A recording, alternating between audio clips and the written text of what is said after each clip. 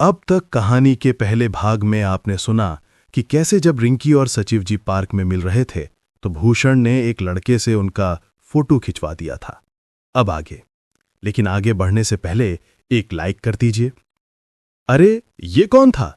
सचिव जी चौंक कर खड़े हो गए। पता नहीं, रिंकी भी थोड़ी असहज हो गई। लगता है फोटो खींचा है हमारा। वही तो, लेकिन क्यों? और ऐसे भाग क्यों गया जैसे कोई चोरी करके भागा हो? सचिव जी के माथे पर चिंता की लकीरें उभार आईं।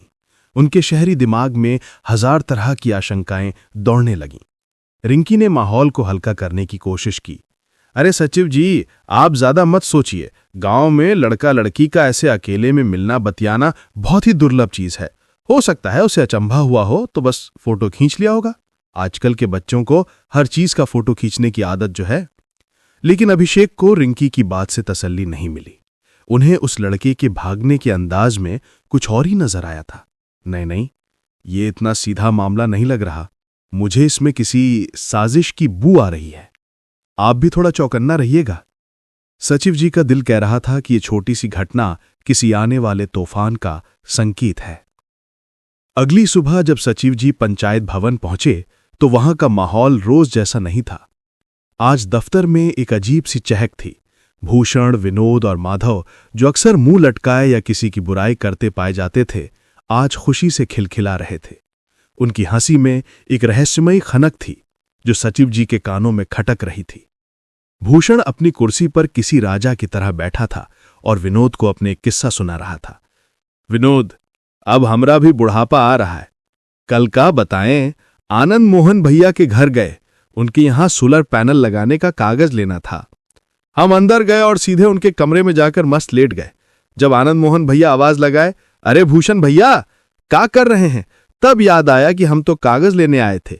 अब धीरे धीरे याददाश्त कम हो रही है भाई। विनोद, जो हमेशा भूषण की हां में हां मिलाने को तैयार रहता था, चहकता हुआ बोला, क्या बात कह रहे हैं भैया, आप अभी तो जवान हैं। अभी तो आपका जवानी का दिन आया है। एकदम सलमान खान लगते हैं आप। भूषण खुशी से फूल गया, लेकिन विनम्रता का दिखावा करते हुए बोला, नहीं, देख नहीं रहे हो, दाढ़ी भी पक रही है। तभी कोने में बैठा माधव, जो अब तक चुप था, बोल पड़ा, एक दिन हम मोबाइल में देखे थे कि विराट कोहली का भी दाढ़ी पक गया है, लेकिन अभी भी वो चीता जैसा भागता है। आपका याददाश्त नहीं कम हो रहा है भैया। आप तो खुशी में चीज भूल रहे हैं, सोमवार वाले मीटिंग की खुशी में। ये सुनते ही भूषण और विनोद का चेहरा उतर गया। दोनों ने माधव को ऐसी नजरों से घूरा जैसे कच्चा चबा जाएंगे। उनकी आंखों में साफ लिखा था, चुप हो जा गवार। माधव को अपनी गलती का एहसास हुआ और वो मुंह बिचकाकर चुप हो गया। सचिव जी अपनी मेज पर फाइलों में सिर घुसाए बैठे थे, लेकिन उनकी तिरछी नजर सब कुछ देख और कान सब कुछ सुन रहे थे। सोमवार की मीटिंग? ऐसी कौन सी मीटिंग है जिसकी खुशी में ये लोग इतने फूले नहीं समा रहे? उन्होंने मन ही मन सोचा। तभी पंचायत भवन में एक अधेड़ उम्र का आदमी अपने बच्चे के साथ दाखिल हुआ। सचिव जी प्रणाम। प्रणाम, कहिए क्या काम है? अभिषेक ने पूछा। सचिव जी, मुझे अपने लड़के का नाम बदलवाना है। अच्छा, अभी क्या नाम है और क्या नाम रखना चाहते हैं? अभी तो नाम नत्थू है, लेकिन हम इसका नया नाम टॉमी रखना चाहते हैं। टॉमी? नाम सुनकर वो चौंक गए। भाई साहब, इतना अच्छा तो नाम है नत्थू, ये क्या कुत्तों वाला नाम रखना चाहते हैं? ये सुनना था कि वो आदमी भड़क गया। ए साहब, मुंह संभाल के बात कीजिए। आपने मेरे लड़के को जानवर क्यों बोला? बगल में बैठा विकास, जो कब से ये तमाशा देख रहा था, अपनी आदत से मजबूर होकर बोल पड़ा। अरे चाचा, जैसा आपका लड़का दिख रहा है इसे जानवर नहीं तो क्या इंसान बोलेंगे? ये सुनकर तो उस आदमी के तन बदन में आग लग गई। वो विकास से लड़ने पर उतारू हो गया। पंचायत भवन में हो हल्ला मच गया। भूषण, जो चाय पीने के लिए बाहर निकला था, शोर सुनकर वापस लौट आया। क्या हुआ, काहे इतना हल्ला हो रहा है? भूषण ने पूछा। नत्थू के पिता ने शिकायत की। देखिए ना भैया, ये मेरे और मेरे परिवार को भला बुरा बोल रहे हैं। भूषण ने स्थिति को संभालने की कोशिश में एक और बड़ी गलती कर दी। उसने उस आदमी से कहा, लाइए अपने बंदर को मुझे दीजिए, फिर फरिया लीजिए इन लोगों से। बंदर? ये शब्द सुनते ही वो आदमी आग बबूला हो गया। वो भूषण को गालियां देता हुआ वहां से निकल गया। सचिव जी और विकास मंद मंद मुस्कुरा रहे थे। भूषण को अपनी गलती समझ में आ चुकी थी। उसका चेहरा शर्म से लाल हो गया था। उसने अपनी झेप मिटाने के लिए सारा गुस्सा सचिव जी पर उतार दिया। सचिव जी, जो काम कराने आए उसका काम कीजिए ना, उसको ऊट पटांग बोलने की क्या जरूरत है। विनोद को मौका मिल गया, वो टपाक से बोल उठा, भैया छोड़िए भी, सोमवार को इनका सारा सच्चाई सबको पता ही चल जाएगा। भूषण और माधव ने फिर से विनोद को घूरा और विनोद चुप हो गया। लेकिन इस बार विनोद की ये बात सचिव जी के मन में घर कर गई। सोमवार को ऐसा क्या होने वाला है, ये सवाल उनके दिमाग में किसी कील की तरह चुभ रहा। रविवार का दिन था। पंचायत भवन की छत पर महफिल का प्लान बना था। प्रहलाद चा, विकास और प्रधान जी तो पूरे मूड में थे, लेकिन सचिव जी का मन कहीं और था। उनके दिमाग में बस सोमवार की चिंता घूम रही थी। महफिल सजने ही वाली थी कि प्रधान जी के मोबाइल पर टन से एक नोटिफिकेशन आया। उन्होंने गांव का व्हाट्सएप ग्रुप खोला। ग्रुप में एक अनजान नंबर से एक वीडियो आया था। वीडियो प्ले होते ही प्रधान जी की आंखें फटी की फटी रह गईं और फिर वो जोर जोर से हंसने लगे। अरे ई का है भाई। वो हंसते हंसते लोटपोट हो गए। क्या हुआ प्रधान जी? प्रहलाद चा ने पूछा। प्रधान जी ने मोबाइल आगे बढ़ा दिया। वीडियो में भूषण, विनोद और माधव थे। तीनों नशे में धुत थे। सिर्फ अंडरवियर पहने हुए पंचायत भवन के सामने सड़क पर नागिन डांस कर रहे थे। बैकग्राउंड में कोई भोजपुरी गाना बज रहा था और तीनों बेसुध होकर जमीन पर लौट रहे थे। ये देखकर प्रहलाद चा और विकास भी अपनी हंसी नहीं रोक पाए। अरे बाप रे, लगता है तीनों पहली बार दारू पिए हैं, विकास बोला। प्रहलाद चा ने अपने दार्शनिक अंदाज में कहा, अरे पचाने के लिए स्टैमिना चाहिए होता है भाई, स्टैमिना। उस शाम तक वो वीडियो पूरे फुलेरा में आग की तरह फैल गया। हर तरफ बस इसी की चर्चा थी।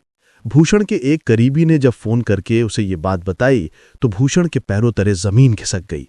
उसे यकीन नहीं हो रहा था कि उसकी इज्जत का इस तरह सरेआम मजाक बन गया है। वो पागल सा हो गया। सोमवार की सुबह वार्ड सदस्यों की मीटिंग थी। पंचायत भवन में तनाव का माहौल था। हर कोई कानाफूसी कर रहा था कि कैसे भूषण शनिवार की रात को नंगा नाच रहा था। भूषण जब मीटिंग में आया तो उसका चेहरा उतरा हुआ था, लेकिन उसकी आंखों में एक अजीब सी क्रूरता थी। उसने अपना मोबाइल निकाला और सचिव जी और रिंकी की तस्वीर दिखाते हुए बोला, देखिए, सब लोग देखिए, हमारे पूर्व प्रधान की बेटी रिंकी और सचिव जी का टांका भिड़ा हुआ है। दोनों गांव के बाहर पार्क में गुलछर्रे उड़ाते हैं और इसी बात को दबाने के लिए, मुझे बदनाम करने के लिए किसी ने हम तीनों के जैसे दिखने वाले 3 लोगों का वीडियो बनाकर हमें बदनाम करने की कोशिश की है। सब लोग फोटो देखकर चौंक गए। सचिव जी ने जब वो फोटो देखी तो उन्हें तुरंत समझ आ गया कि ये उसी दिन की है जब वो लड़का फोटो खींचकर भागा था। उनका खून खौल उठा, लेकिन उन्होंने दिमाग ठंडा रखा। देखिए भूषण जी, सचिव जी ने शांत लेकिन मजबूत आवाज में कहा, आपके उस वीडियो से मेरा कोई लेना देना नहीं है। आप मुझे और रिंकी जी को क्यों बदनाम कर रहे हैं? मैं कभी भी रिंकी जी से अकेले में इस तरह नहीं मिला हूं। और रही बात इस फोटो की, तो ऐसी फोटो बनाना आजकल एआई से चुटकियों का काम है। ये कहकर सचिव जी ने अपना मोबाइल निकाला और कुछ करने लगे। मीटिंग में सन्नाटा छा गया। 2 मिनट बाद उन्होंने अपना मोबाइल ऊपर उठाया और स्क्रीन सबको दिखाई। स्क्रीन पर विनोद और विधायक की बेटी की एक साथ पार्क में बैठे हुए तस्वीर थी। ये देखिए, विनोद और विधायक जी की बेटी पार्क में। मुझे पता है कि ये फोटो एआई से बनी है, ये नकली है, लेकिन ऐसी फोटो मैं भी बनाकर विधायक जी को भेज सकता हूं और आपको बदनाम कर सकता हूं। लेकिन भूषण जी, आप राजनीति में इतना नीचे मत गिरिए कि आपको किसी को बदनाम करने के लिए एक लड़की के चरित्र का सहारा लेना पड़े। शायद आप कल वाले वीडियो का बदला ले रहे हैं। हो सकता है कि किसी ने आपका वीडियो भी एआई से ही बना दिया हो। भूषण, जो कल से अपने वीडियो के लिए परेशान था, उसे सचिव जी की बात में एक मौका दिखा, एक जीवन दान। उसने सोचने का नाटक करते हुए कहा, हो सकता है सचिव जी, बात तो आप पते की कह रहे हैं। मुझे भी ये फोटो एक अनजान नंबर से आया था। हो सकता है वही आदमी मेरे खिलाफ साजिश कर रहा हो, मेरा एआई से वीडियो बनाकर मुझे बदनाम कर रहा हो और गांव में लड़ाई लगाना चाहता हो। मीटिंग खत्म हो गई। सचिव जी की चाल काम कर गई थी। बाहर निकलकर विनोद ने भूषण से पूछा, भैया, हम लोगों का वीडियो तो नकली था, लेकिन सचिव वाला फोटो तो असली था, तो फिर आप काहे सचिव की बात में हाँ मिला दिए? भूषण ने विनोद के सिर पर एक हल्की चपत लगाते हुए कहा, अरे बुद्धू, उस वीडियो के कारण हम लोगों की सचिव से ज्यादा बदनामी हो रही थी। जब सचिव खुद ही बोल दिया कि फोटो और वीडियो दोनों नकली हैं, तो लोग उसी पर विश्वास करेंगे ना। हम लोगों की तो इज्जत बच गई ना, समझे? असल में हुआ कुछ यूं था। जिस दिन सचिव जी को विनोद और भूषण की बातों से सोमवार को होने वाली किसी साजिश का अंदेशा हुआ था, वो समझ गए थे कि उनकी और रिंकी की फोटो का इस्तेमाल होने वाला है। उन्होंने तुरंत अपने शहर वाले दोस्त सिद्धार्थ को फोन किया। यार सेड, एक बड़ी प्रॉब्लम हो गई है, और उन्होंने सारी बात बता दी। सिद्धार्थ, जो टेक्नोलॉजी के मामले में माहिर था, हंसते में बोला, अबे चिल कर, आजकल एआई के जमाने में क्या असली है और क्या नकली पता लगाना बहुत मुश्किल है। तू एक काम कर, उस बनराकस यानी भूषण का एक अच्छा सा फोटो भेज मुझे। क्यों? अभिषेक ने पूछा। तू भेज तो सही, मैं उसका ऐसा वीडियो बनाता हूं एआई से कि उसकी 7 पुश्तें याद रखेंगी। उसे गांव के व्हाट्सएप ग्रुप में किसी नए नंबर से पोस्ट कर देना। आगे चल के जब कभी तुम्हारा फोटो लीक हो तो साफ बोल देना कि वो भी एआई से बना हुआ है। लोग तुम्हारी बात पर यकीन कर लेंगे, क्योंकि उनके पास पहले से एक उदाहरण होगा। सचिव जी को यह प्लान शानदार लगा। उन्होंने वैसा ही किया। उन्होंने भूषण, विनोद और माधव की एक पुरानी फोटो सिद्धार्थ को भेजी और सिद्धार्थ ने एआई की मदद से उनका वो नंगे नाचने वाला वीडियो बना दिया। सचिव जी ने एक नई सिम खरीदी और रविवार की शाम को वो वीडियो गांव के ग्रुप में डाल दिया। आज मीटिंग में जब भूषण ने फोटो दिखाई तो सचिव जी पहले से तैयार थे।